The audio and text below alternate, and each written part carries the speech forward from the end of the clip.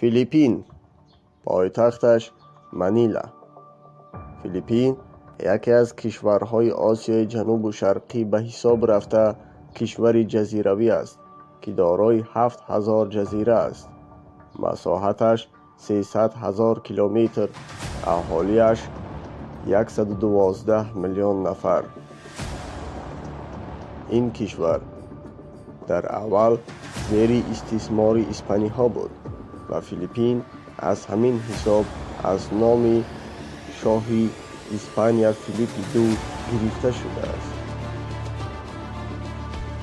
فیلیپین مرز خشکی با دیگر کشورها ندارد. دارای 81 ولایت است. سال 1946 از ایالات متحده آمریکا استقلالیت به دست آورده است.